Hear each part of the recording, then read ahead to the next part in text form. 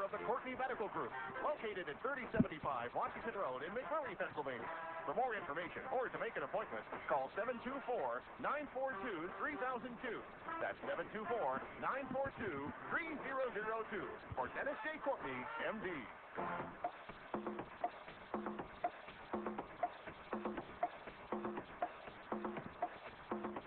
Good morning, everybody.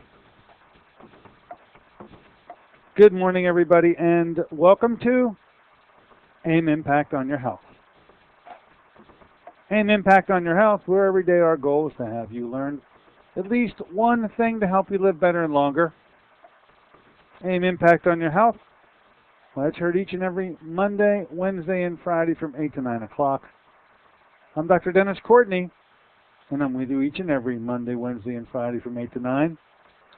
AIM Impact on Your Health, where each day you'll find current medical news, knowledgeable guests, fascinating health topics, and of course, where we do encourage you to call in to join in. Today, well, folks, before this saga goes on many, many years, first introduced to me around the year 2000, the saga of a little boy.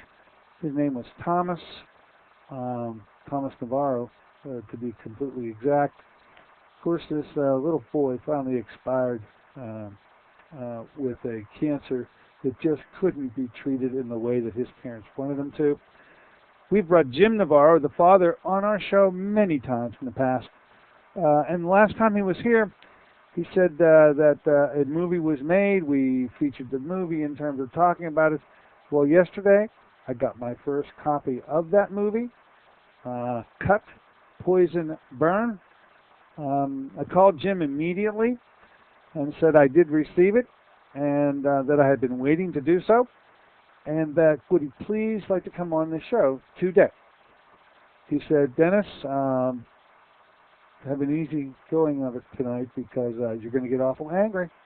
You're going to get upset, and he was so right.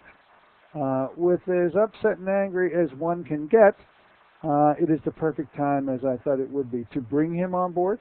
We're going to talk about the movie Cut, Poison, Burn. We're going to be talking about Thomas Navarro, a unique way that you can get a hold of this movie. I think the most unique way I've ever seen it done, actually. I think you'll be interested in it. And so let's talk about the life story of Thomas Navarro via a movie that's now available literally to you, folks, if you want to get a copy. Cut, Poison, Burn. The Thomas Navarro story. We'll be talking to Jim Navarro, the father, in just, well, a few more moments after our first break, normally about 1:15. You want to have a pencil and paper with you, by the way, when we do that. Now, looking at the rest of our schedule, the month moves on, folks. Don't forget, tomorrow night. Now, you had Dr. Richard Versendahl here with us on Monday. I've listened to some of the other shows out there. He's really popular with the KHB family. I'm happy to have had him here, and I'm enjoying the fact that he'll be able, well, to talk to you personally tomorrow evening at the Freedom of Choice and Cancer Therapy group. I once again tell you it's held on the right day of the month, but the wrong place. So beware. It's not days in. It is 7 o'clock. It is third Thursday of the month. Dr. Richard Versendahl is going to be up there, but it is at the South Butler Fire Hall. You just have to go right past the, if you're going north, most people coming from Pittsburgh are going north on Route 8, just beyond it, turn right at the shopping center and follow back on a road that comes to a T. Once that road T's, turn left, and the big, large parking lot of the South Butler Fire Hall will be visible to you. There will be a $5 fee. I keep forgetting to mention it. $5 donation, I guess, better said, at the door for the speaker and his expenses. Dr. Richard Versendahl. And then he'll be looking for those practitioners, by the way. You're equally encouraged, in fact, more so encouraged, to go on up and see Dr. Versendahl. He's trying to whip up another group of Pennsylvania clinicians to train in his art of CRA. Of course, it stands for Contact Reflex Analysis, which we learned about in brevity, but supposedly an interesting way to make, not diagnoses, just to determine avenues to pursue with respect to treatment. He was very careful not to use the word diagnosis, and I am careful not to repeat it again. Hope you enjoy him tomorrow night. We'll come back on Friday, folks, and it's been a while. I'm just going to open them up, and there'll be no additional guests that day. It's just your day, whatever is on your mind, and it's been building up. I've looked in the past, and it has been a long time since we had a complete open phone. We used to have Jerry Singleton on these days, and our topic swung to MCG testing so often. I have to go back 2 months to find the last time where we actually did have an open phone show that was just entirely that. So hopefully you'll enjoy Friday, or get them up out of town version of the show, which I guess the rains are going to end, and we'll be getting them up out of town this Friday, hopefully with a beautiful weekend in store. You'll not want to forget Monday's show, because he, the king of oregano, is coming back. He's going to come back to talk about something he just briefly alluded to when he was with us last week. He was our guest last Wednesday, 1 week ago, but he talked about the exposure, the ionizing energy exposure, radiation exposure, spilling off of the terrible accidents that occurred in Japan, and that he claimed are really afflicting us. You're not hearing about it. The agencies are preventing you from hearing about it. So says Dr. Cass Ingram. And in our discussion with him on that topic, he just in a moment started talking about, mentioned medical X-ray exposure. Well, that immediately triggers something in me, because I've got this immediate response to medical X-ray exposure. It's become a personal bugaboo of mine. Off air, after the show was over, I asked Cass, look, would you come back, talk about this? Many of my patients would love to hear your take on this, about what to do in preparation of, I like this, in preparation of a X-ray procedure that has been scheduled, and how you prepare for it in order to lessen the potential damage that it can cause, and harm and injury. And then also, too, if you have been exposed, how best to rid yourself of the latent effects of ionizing energy, which are additive and which are cumulative. No one is saying not to have medical X-rays, albeit even knowing that they're way too frequently asked for, but you as a patient have a right to step in and change that. But they're going to be necessary, they're going to be needed, but when they are needed, what to do about them both pre and post is what we'll be discussing with Cass on Monday. Hope you enjoy our show then with him. Then on Wednesday, Stuart Tomp, a representative from the Nordic Natural Company, will be coming aboard to talk about, well, his topic in toto is entitled Surf or Turf, What is the Healthiest? That's Stuart Tomp. As I move into the future, looking in the month of June, Susan Smith-Jones be here on the 1st of June, and the rest of the month is just wide open. Haven't scheduled anything yet. That'll be coming up. And then David Brownstein. By the way, interesting thing about David, he's going to come back, by the way. Can't do it until July. I think he's got, between family vacationing and conferences that he's giving literally across this country, David's going to be coming back on the 8th of July. He's going to be talking about one of his books, the one I requested that he talk about next. I think you are all ready for a discussion entitled, the name of his book, Salt Your Way to Health. Now, if that causes your back to get in an uproar, you absolutely better not miss this show. Salt Your Way to Health. He'll be talking about that in July. Got a knocker on the door? Come on in the store. Hello, and what's on your mind? Hello, doctor. How are you doing? I'm doing very well. How can I help you, sir? Doctor, I wanted to ask you a question about fibrinogen. About what? Fibrinogen. Fibrinogen, yes, sir. How can a person reduce them? Like if inflammatory condition, which I read on the internet, lots of information is there. What could be done to reduce it, because that is causing me lots of cardiovascular problems? Absolutely. I'll be happy to answer that, sir. The fibrinogen level, it's a blood test that we can all learn what your particular status is. Normal values, the normal values. 887. What is your value, sir? I still didn't hear the number. 887. 887. 887? Yes. Okay. Normal values go up to 557. There's a good news, bad news story here.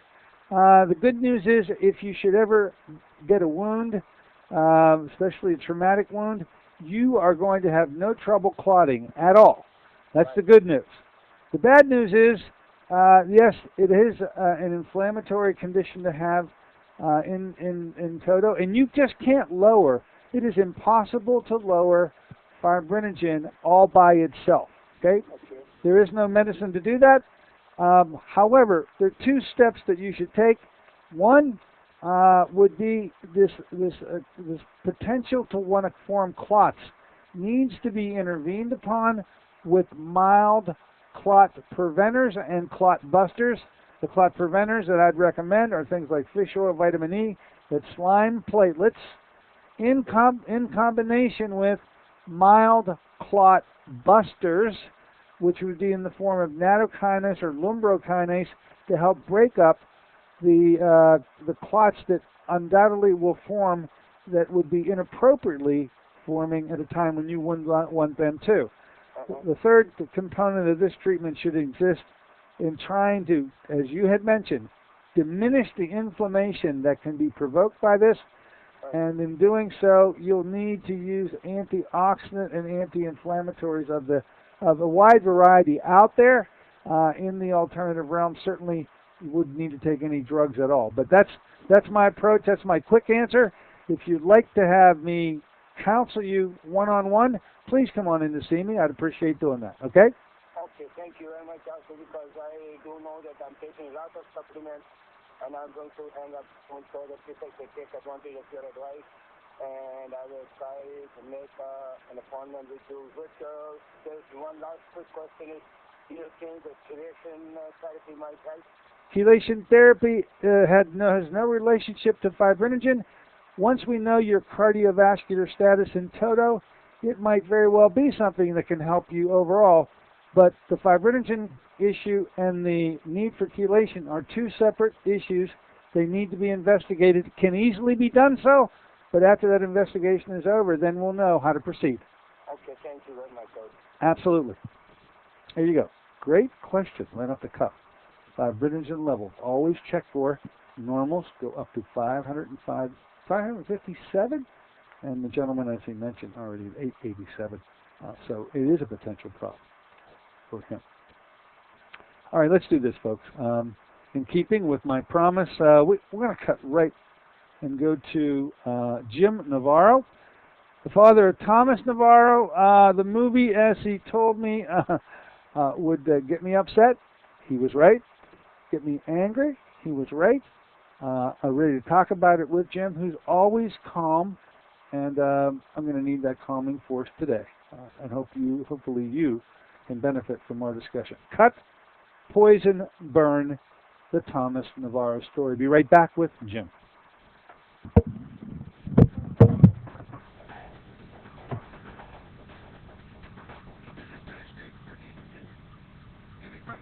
About how best to manage your health. It's no wonder.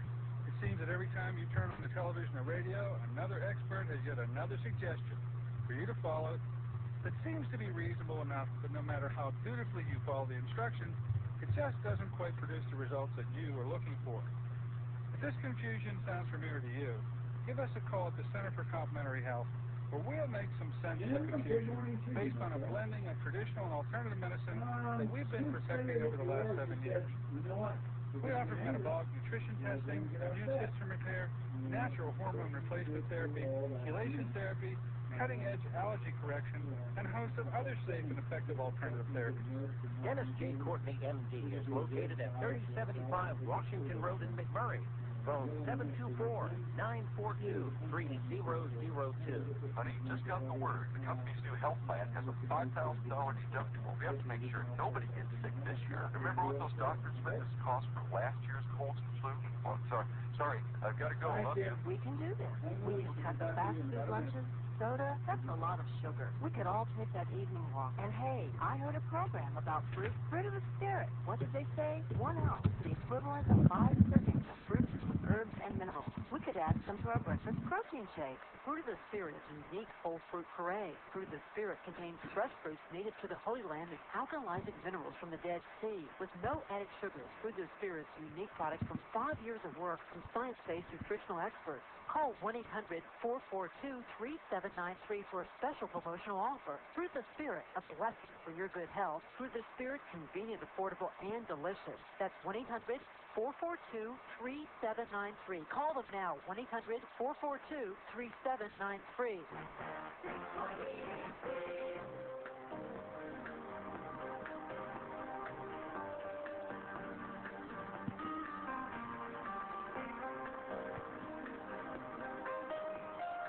Good morning, ladies and gentlemen. Welcome back once again to AM Impact on Your Health. Heard here in KHB 620 each and every Monday, Wednesday, and Friday from 8 to 9 o'clock. I'm Dr. Dennis Courtney with you today on this Wednesday version of the show, and a very interesting show I hope it should take form today. I mentioned in our lead-up to this discussion that we have been involved peripherally, as it may have been, but certainly involved in the saga of a little guy, Thomas Navarro. It goes back to the year 2000, actually, and oftentimes have brought the father, Jim Navarro, on our show. In anticipation for why I contacted Jim yesterday, he told me, look, I'm going to be sending you a copy of this movie. And when I got it, I called him immediately. I had not seen the movie yet. I said, look, Jim, I'm going to get a hold of this movie. It's from my hand. I'm going to watch it tonight. And he goes, look, be careful because you're going to get worked up. You're going to get upset. And he was so right. And I asked him yesterday, look, it'd be only appropriate that I bring you on board today. With that in mind, folks, we're going to be talking about the issues surrounding young Thomas and where that all stands now with the release of the movie entitled Cut, Poison, Burn. We have Mr. James Navarro with us. Jimmy, how you doing today? Morning. How you doing? A little different than I was yesterday. You were an accurate predictor of how this movie would affect me. You have watched so many others respond to the I don't know, the enzymatic reactions that are likely to occur when one watches a movie such as this. Soothsayer that you are, Jim, yeah, it got me upset all over again in a way that it had not occurred to me in many years. The movie is well done. I'm so happy to get a copy of it. And, of course, we're going to be talking about it today. But thank you for your prediction. It was spot on. No, it would be. It was for Donna and I the first time hard to see it. After it's done, think about it. It's been, 12 years in the making, really. Yeah, really. The first camera was turned on 2.5 years, following us around, editing, and then actually bringing on a second crew who brought it to the finish line. And I'm going to be asking you questions about that following around component because as I watched it and really was seeing things in real time and in appropriate chronology, some things jumped into my mind. I certainly won't avoid asking you before the hour's up. You know, this movie, so well done, really absolutely classy done. And with the narration by this Peter Coyote. Yeah, Coyote. The voice of which you just cannot mistake. You know it. You trust it. Yeah, he's just. It was a great choice all the way around. As I watch this movie, a number of themes emerge. Okay, and with the themes that I garnish from it, if I'm missing some, you'll let me know. But the first theme that comes out at you in watching this movie is really how poor our current treatment of cancer really is, as if we needed to have that one nailed down any better. Certainly how much of a bust the war on cancer has been, being declared by Nixon, taking us all the way up to Obama. We're just about where we started, and so I thought that you were able to get that point across very well, or the people who put this movie together, about we really haven't moved too far anywhere in the proper direction when it comes to cancer treatment. You would agree? Actually, the way I look at it, faster you try to go forward, the farther back time we're going, Dennis. It highly supports my old theory the clock only turns 12. Unless they're willing to embrace a new path, a new paradigm, it's business as usual. Well, it's certainly, yeah. I agree. Going backwards, I'd probably have to agree with you there. But I thought the movie made really appropriate points about one cannot even avoid the issue of being disgusted with where medical science has taken us. If not at least back to square one, then maybe even further backwards than square one. The other, yes, Jim, go ahead. I don't want to interrupt. No, I agree. Yeah.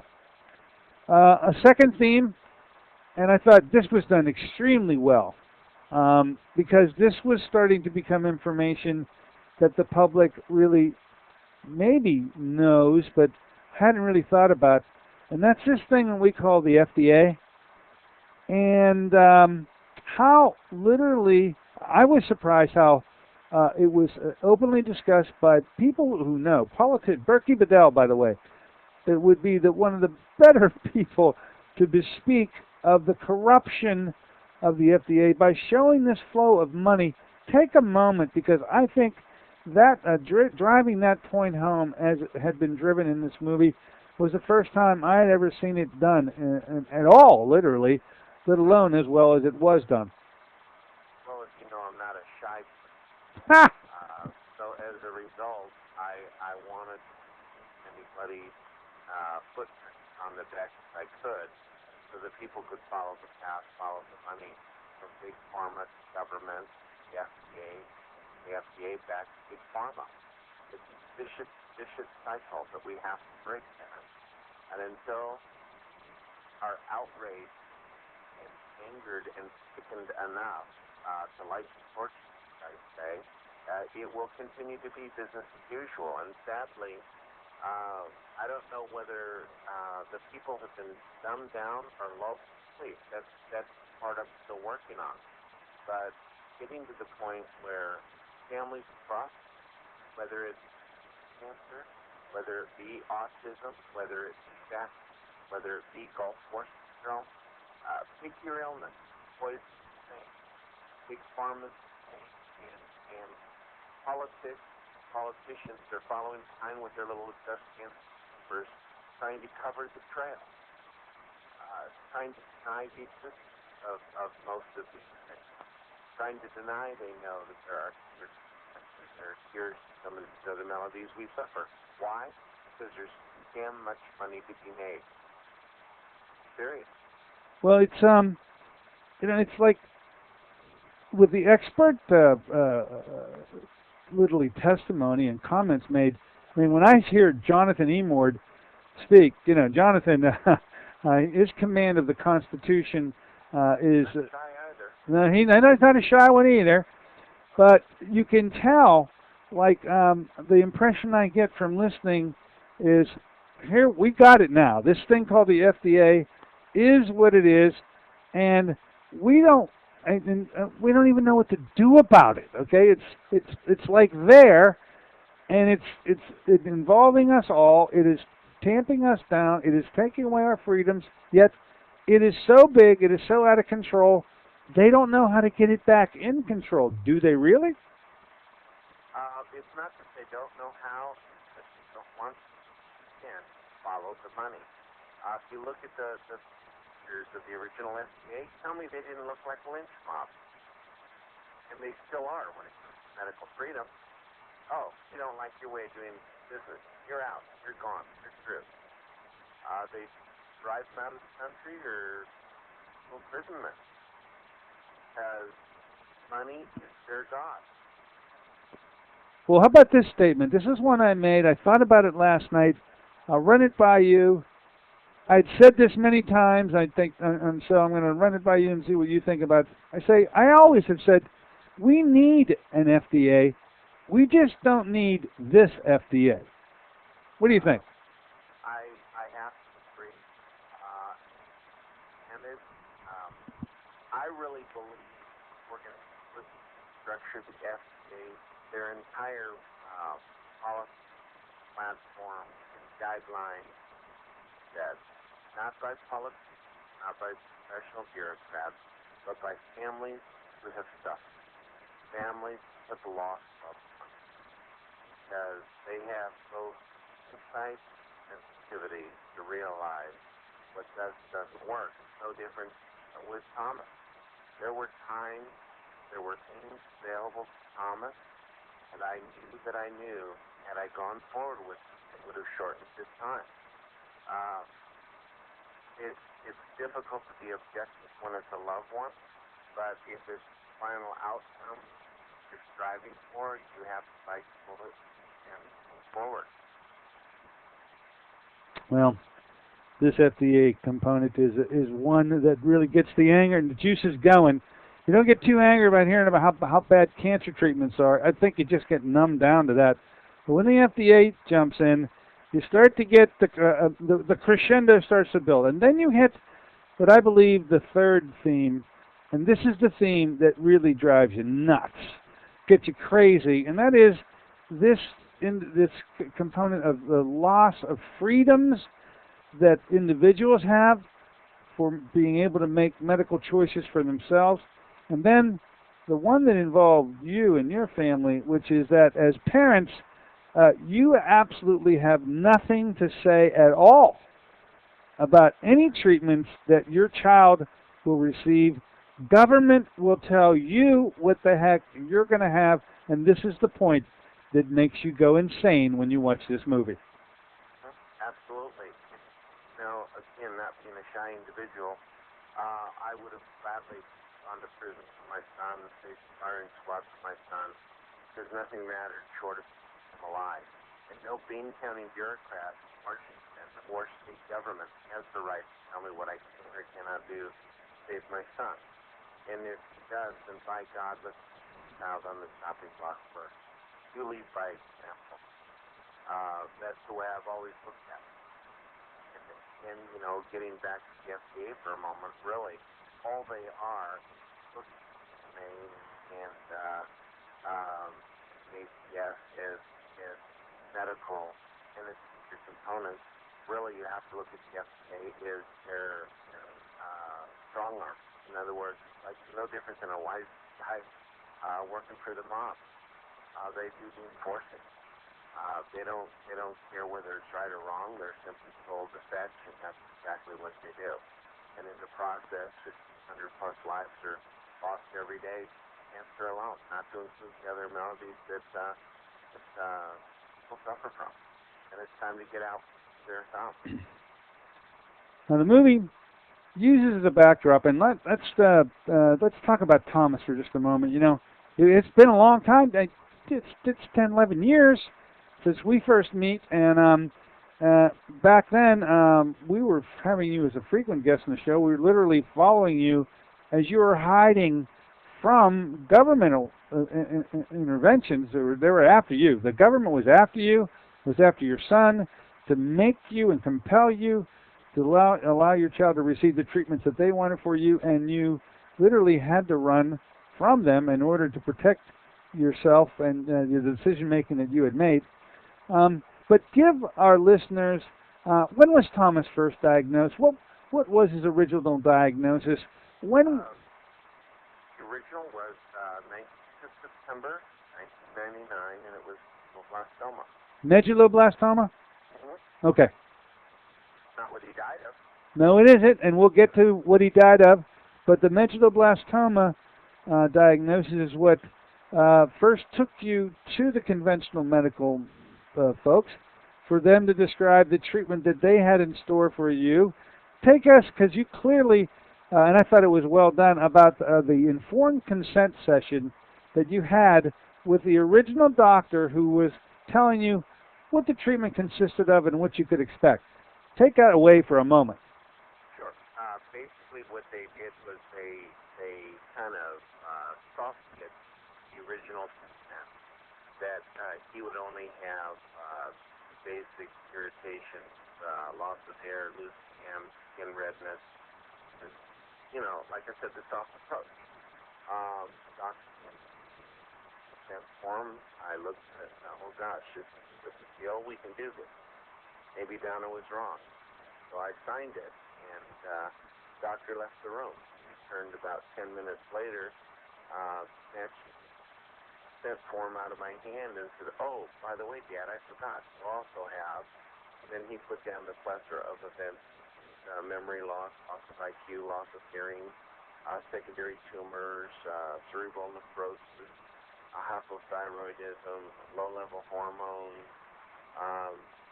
blindness, sterility, and so on and so forth. And I looked at him, and I lost my temper. And I won't say what I said, but let's say that it was colorful.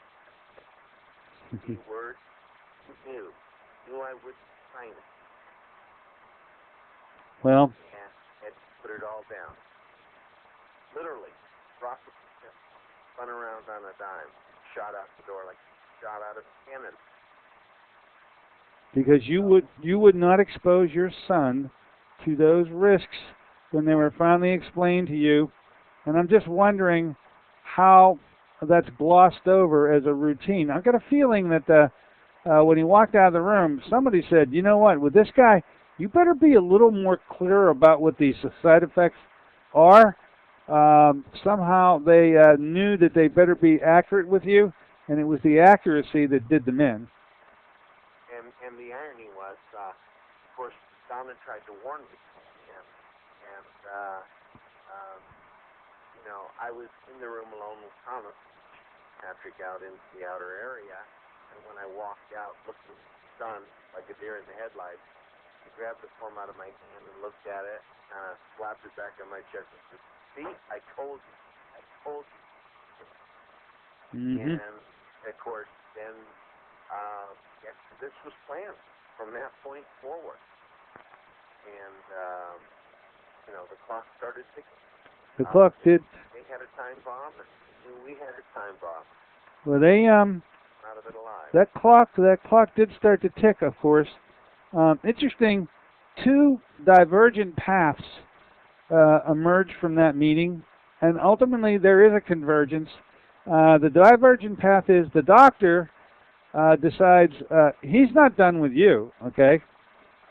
Not by a long shot, because, and you decide, well, I'm going to be pursuing treatments for my son other than these conventional treatments, because I'll be doggone if I'm going to expose my child to this. But here's the scary part. He does what next? And that's the part that I think the anger issues start to now mount.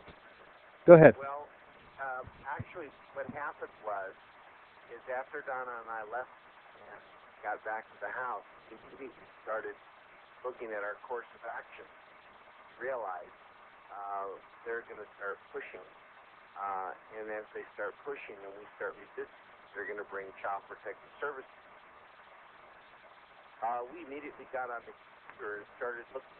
And to be candid, not so much up a score or pause as much as it is pulling up chat rooms and forums. That's where the real answers are found. And that's where I found the answer of the path it's going to take. Because I started reading about all these kids that have been diagnosed with medulloblastoma going to a miraculous doctor, Dr. Brzezinski.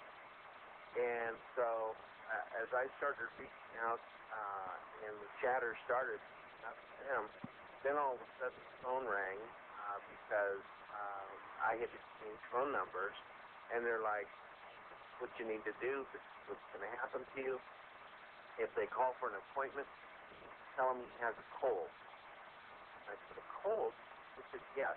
They do not want to treat a child that has cancer with a cold because it creates adverse effects in their modality of treatment. And it'll buy you at least 2 weeks of shit time to simply pack the bag and get out. And that's exactly what we did. We tried to use cold excuses many times as we could, and obviously by the end of what was coming the first month, it was time to go wheels up.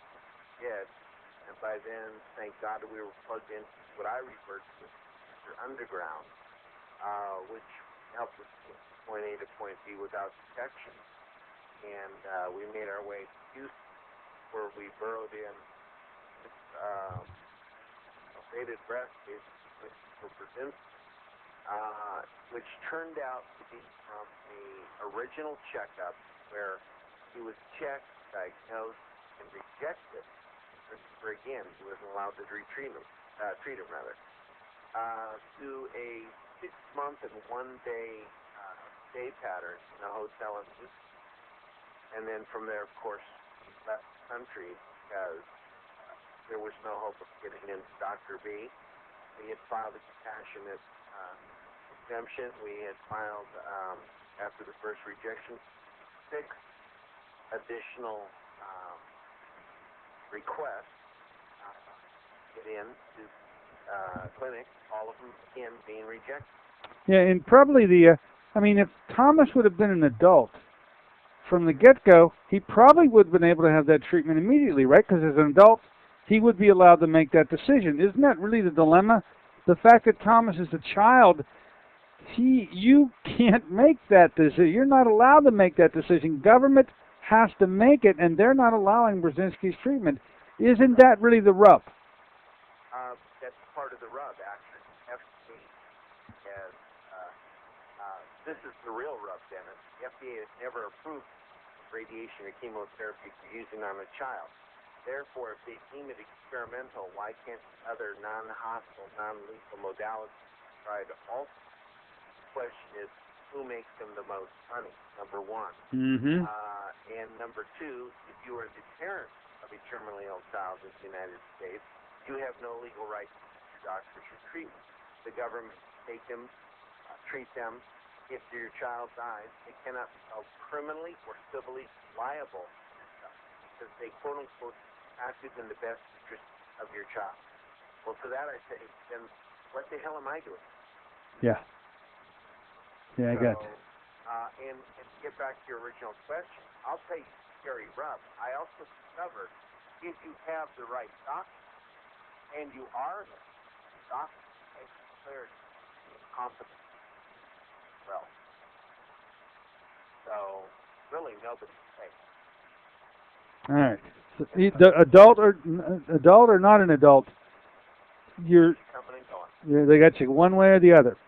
So it's time, and I'm getting a little more radical. Okay? It's time to rise up, and that's another subject for another day. I'll share with you. But I'm actually working quietly behind the scenes to help form a political party, our focus platform, medical freedom.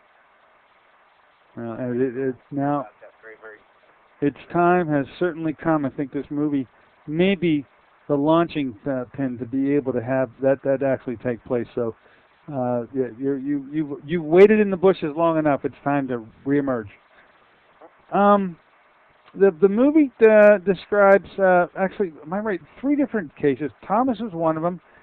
There were 2 other cases, 2 adults, a woman. Actually, 3. A woman, a younger woman, and an older gentleman.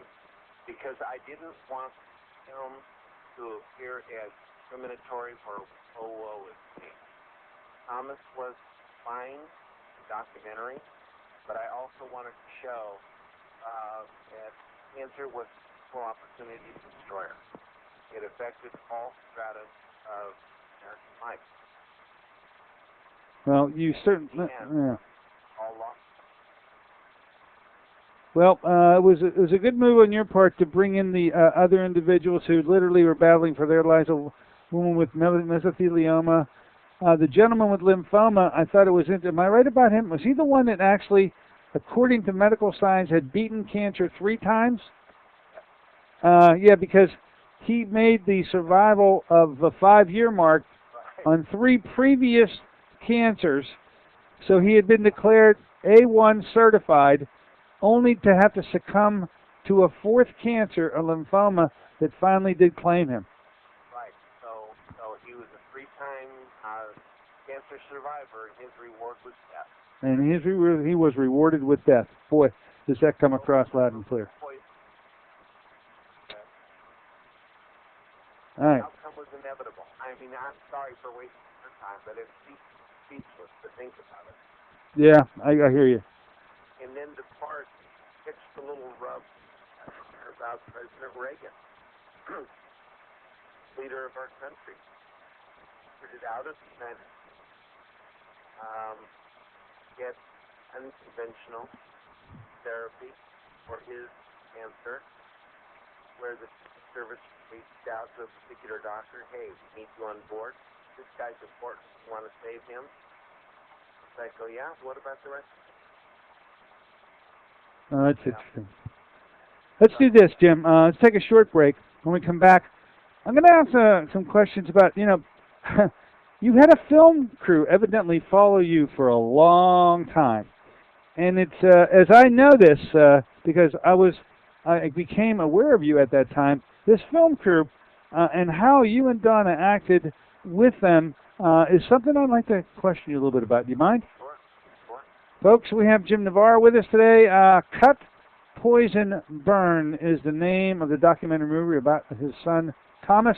We're going to come back in a moment, talk about maybe how you get a copy of this film yourself. Be back in a moment with Mr. James Navarro.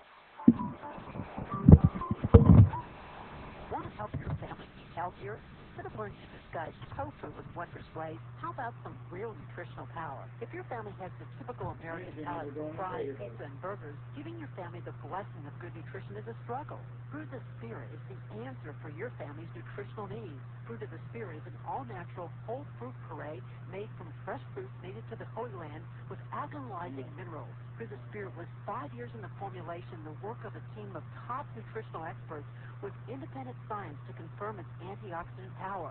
1 ounce a day provides the equivalent of 5 servings of fruits and minerals. Fruit of the Spirit is convenient, affordable, and delicious. Even your picky family will sing the praises of Fruit of the Spirit. Give your loved ones the blessing of good nutrition. Call 1-800-442-3793 for a special promotional offer. Fruit of the Spirit, a blessing for your good health. That's 1-800-442-3793. Call them now, 1-800-442-3793. This is Dennis J. Courtney, MD. You become confused about how best to manage your health.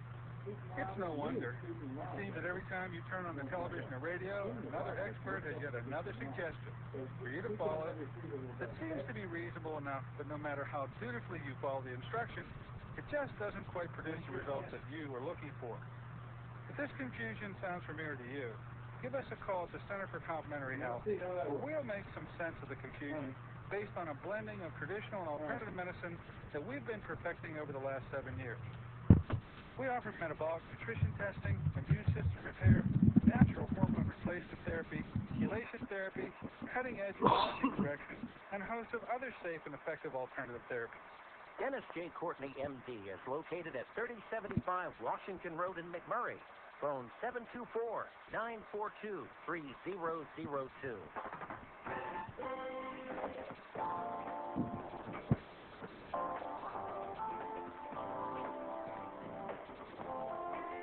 Hey, good morning, ladies and gentlemen. Welcome back once again to AM Impact on Your Health. Here we are in a Wednesday morning version of our show, and special show as it is, talking about discussing the life saga of a little guy, Thomas Navarro, through the eyes now of his father, also through the eyes of a movie made on the saga of this boy entitled Cut, Poison, Burn. I viewed the movie last night.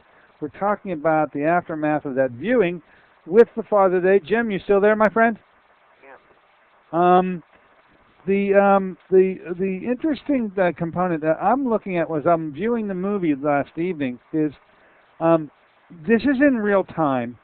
It's chronologically spot on in terms of following this from its beginning all the way through. A film crew had to be there like in those early days and then follow you through all the way up until those unfortunate days when Thomas finally did expire.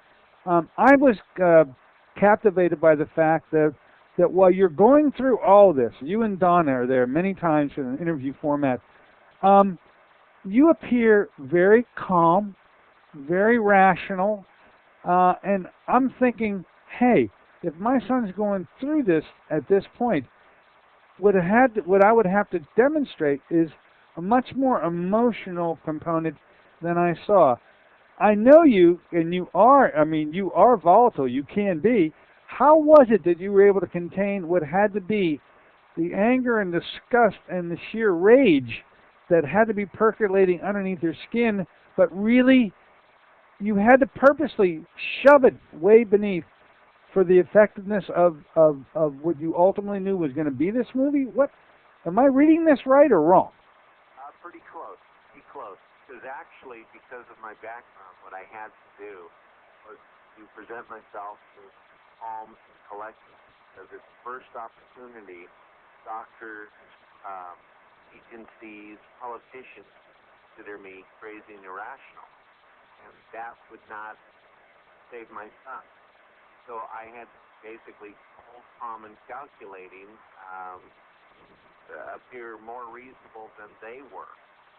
As far as film crew, to be quite honest, over time they became family. In the beginning, it was very awkward, very edgy, and we argued at the dinner table with them, and we laughed with them, we cried with them. They became, well, because Maya became like children. Sure. So they became the older kids. In fact, to this day, we stay in touch. My dear friend Liesl had her first baby. Exciting. Maya's gone on to create a film of her own on the Native Americans and some of the plight they suffer in the Southwest. And it continues on. We stay in touch by phone, letters, emails, and all the latest events. Come to visit. Maya will be in New York for the premiere. Lisa will be in Los Angeles for that premiere. That's where they live now. So over time, I just stand by.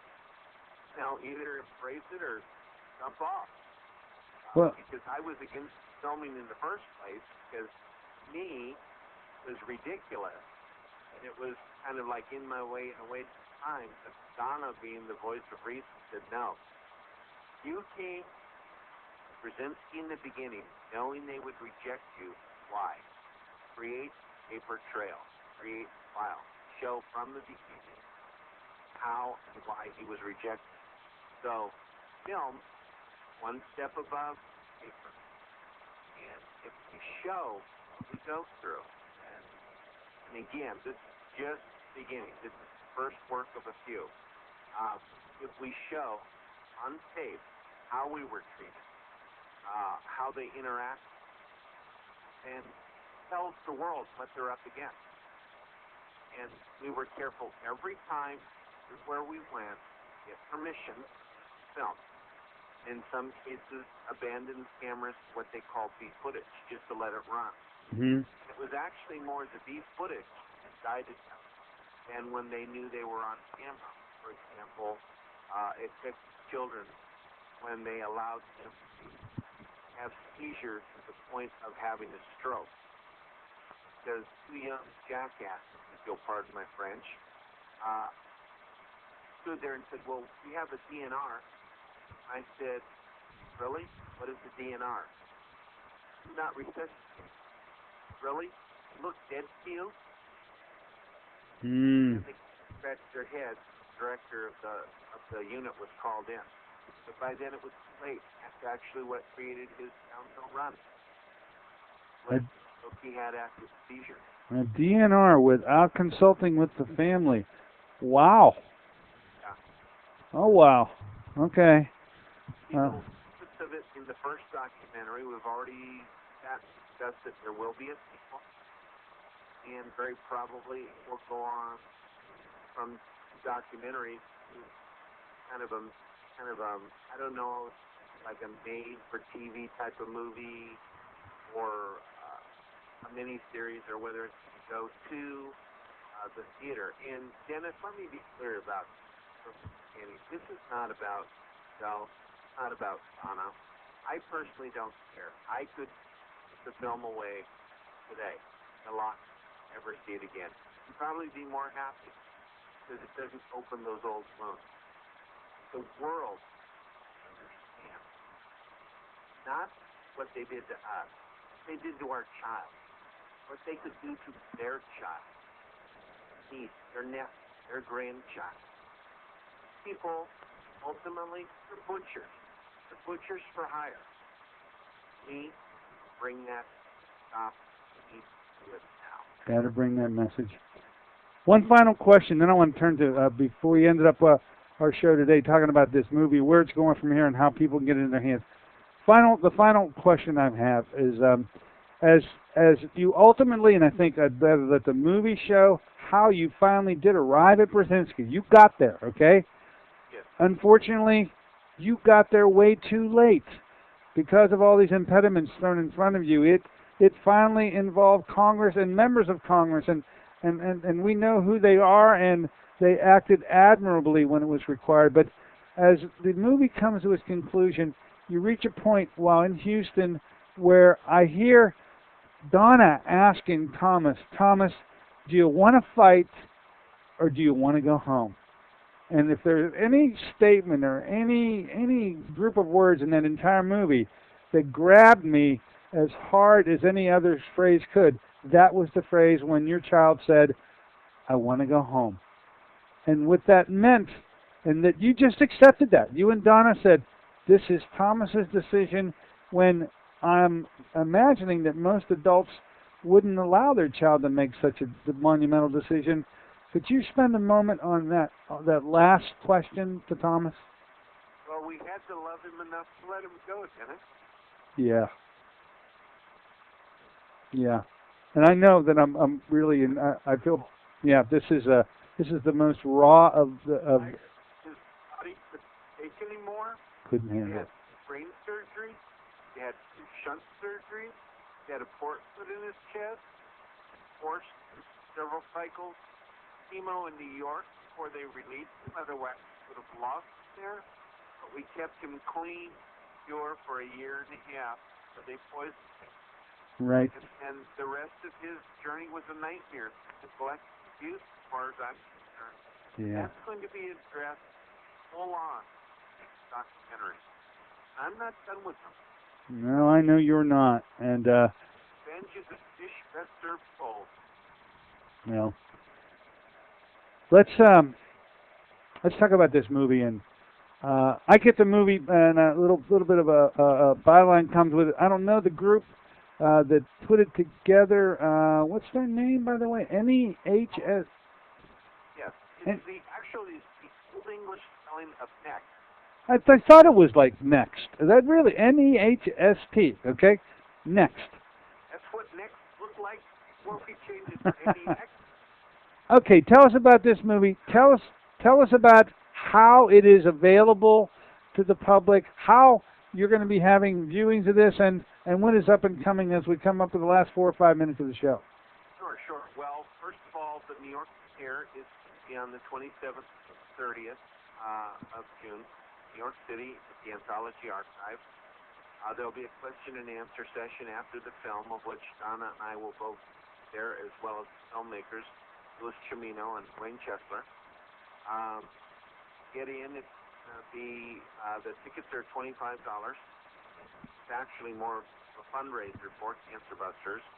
But in that $25, the viewers will also receive a free download of the film, and we're looking on like a virtual gift pack. The other cities to date to follow, we're looking at Washington, Tucson, Los Angeles, in other places. You can have a screening in your own area. Simply have to email at info@next.com. EHST. Request at get your tickets on their website, http:// store.next.com/pets-poison-burns HTML. Not a second person there with me. And if you actually go to their website or .com or my Facebook or to Pet Poison Burns has a Facebook page also where you can view the trailer. Is there also, and you can go to Next film site to actually order the DVD. The pre-sale has started now. and they'll ship on the 1st of August. So, great group run by Larry Meistrich. He's an award-winning producer. He created Sling Blade, You Can Count on Me, and other movies, and was the founder of the first independent film studio known as the Shooting Gallery. Great guy. Great time. Well, we have a group here, just coming off the top of my head, we have a group here called, by all things, the Freedom of Choice in Cancer Therapy Group. This is the name of a group that's been established in this area for the longest time. And I'm thinking that if I talk to their director, there should be a Pittsburgh viewing. What do you think if we could arrange a Pittsburgh viewing at one of their monthly meetings? Absolutely. I'm really hoping and praying we can bring it to Pennsylvania simply because, my wife Anna's from Pennsylvania, and I'd like to see it show in her home state. All right, let's do this. I promise I'll work on it at my end. We'll be talking. Ladies and gentlemen, you've just heard the beginning of this. This is not the end of the Thomas Navarro story. I promise you it's the beginning, and we'll keep you informed every step of the way. Thank you, Jimmy. Talking to you, Dennis. All right, there you have it, ladies and gentlemen. See you on Friday for open phones. Until then, this is Dr. Dennis Courtney with Jim Navarro saying so long for AM Impact on your health.